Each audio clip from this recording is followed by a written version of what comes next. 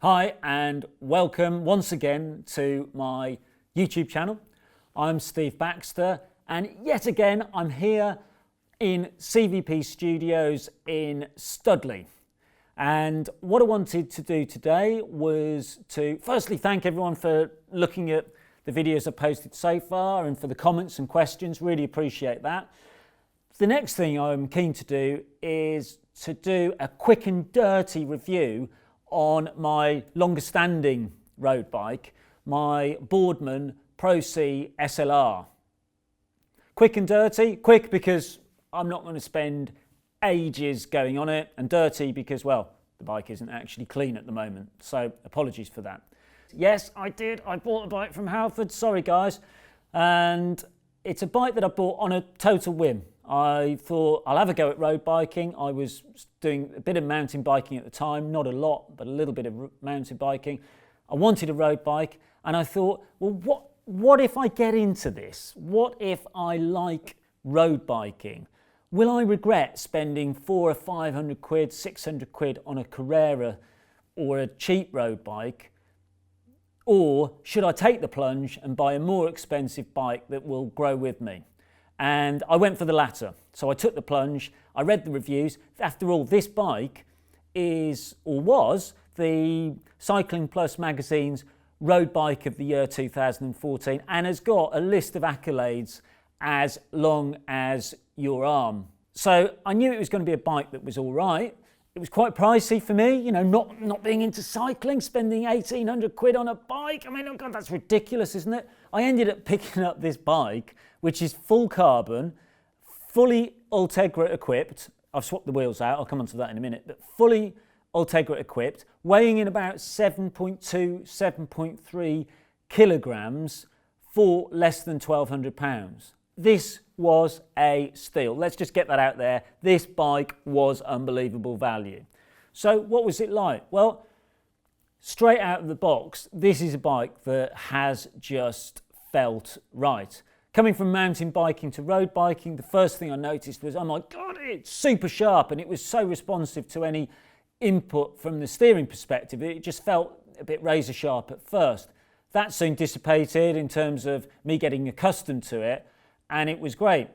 It just felt right from the get-go. That said, I did swap the stem, so I put a shorter stem on it, believe it or not, because the Boardman came with really long stem, especially when you compare it with the Canyon stem, really long stem, so it was a bit stretched out, and also it wasn't slammed, and as you probably know if you've watched any of my other videos, you've got to slam your stem. If you don't slam your stem, you shouldn't be having a stem, basically. So I slammed that stem, put on a shorter stem, and it has just felt brilliant ever since. This is a bike that accelerates quickly, it climbs well, it descends well, it's stable, it's fast in every circumstance. In fact, I remember reading a review about it before I bought it, and they were saying, you know, you can buy this bike and you can get out and race it. That's the truth. People do look down their noses a bit at Boardman bikes, and having got the Canyon now, I do feel better riding the Canyon because you don't get any of that. It's a rarer bike, it's a more expensive bike, so people look up to you as opposed to looking down to you as a Halford's Waller for having bought this. But let me tell you, this bike and the current generation of Boardman road bikes, if the reviews are to be believed, are brilliant. It just amazes me. You know, you see people looking down and then you leave them for dead. This is a quick bike, make no mistake. I've done many events on this. I've ridden I've ridden over 8,000 miles on this bike, and it is a trusty steed. It's seen me develop my average speed from around 16 miles an hour up to 19 and a half, 20 miles an hour on it, and it's been with me all the way. It's a brilliant bike. Out of the box, it did the job fantastically. Boardman spec'd it, ready to go. I have made some changes, as you'd expect over 8,000 miles. The first thing, as I mentioned, is the stem. Slam the stem, shorter stem, suits me better. The next thing is the saddle. I changed the saddle out from the Physique saddle because actually I didn't get on that well with it. And most of my bikes, with the exception of that Canyon, which I'm still becoming accustomed to, I ride charge spoon saddles on. They're cheap, they're not ridiculously heavy, but they are seriously comfortable. So I always swap out for a charge normally. The other changes I've made is, well, the first thing was the tyres. It came with Continental Ultra Sports, which were okay. They're okay, but they're not really high-end tyres. And obviously, when you're riding a bike, your contact points are limited with the road, so you want to make sure you've got the right rubber on.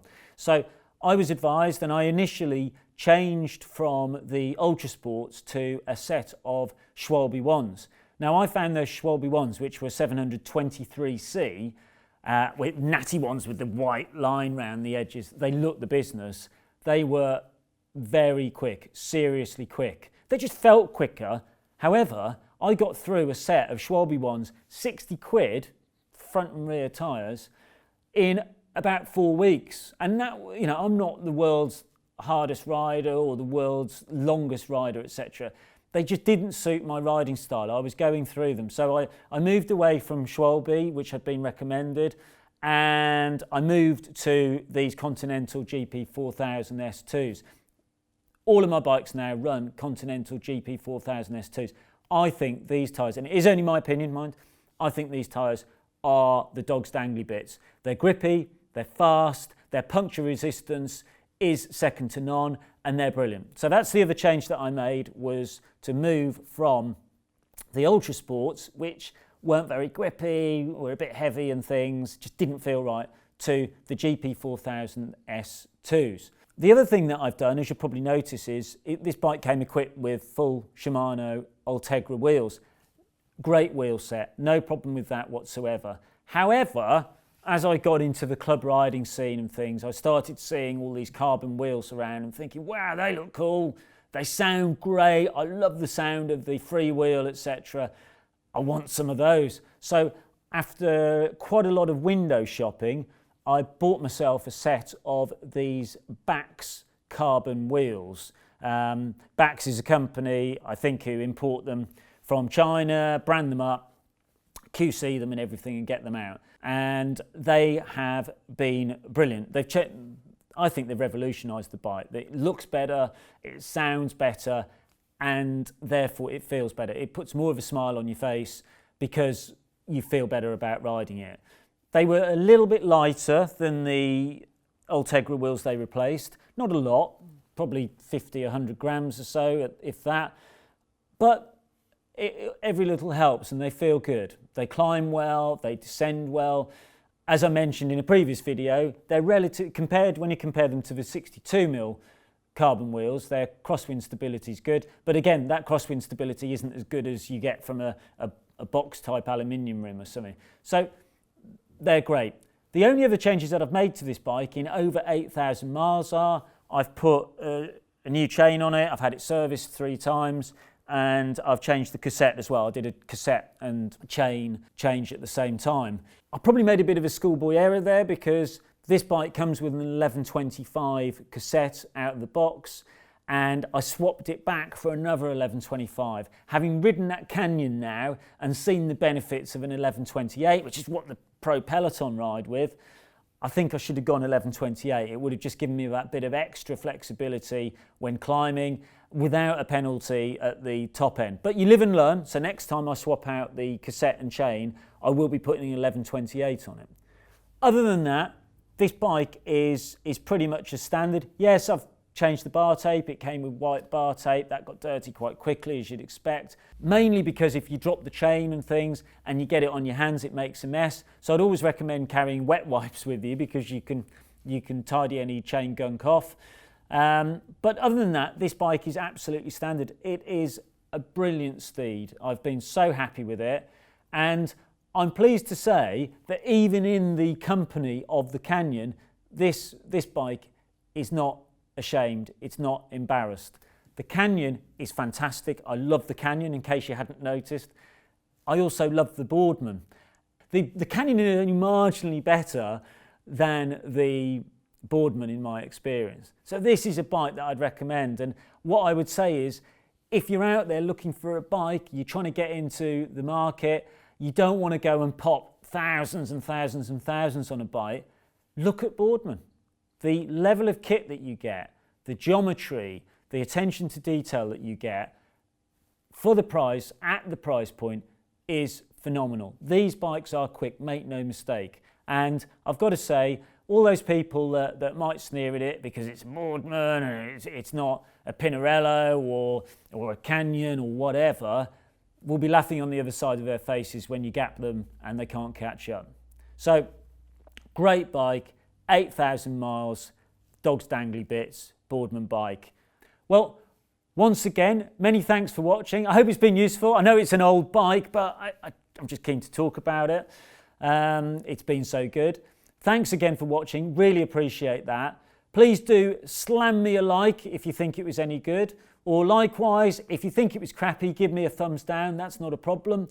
And do subscribe. I've got loads more content bubbling around and I'm keen to share more things with you. And I would love to share it with you. So please do subscribe. Thanks again from CVP Studios in Studley, and goodbye until next time. It's all a bit mad.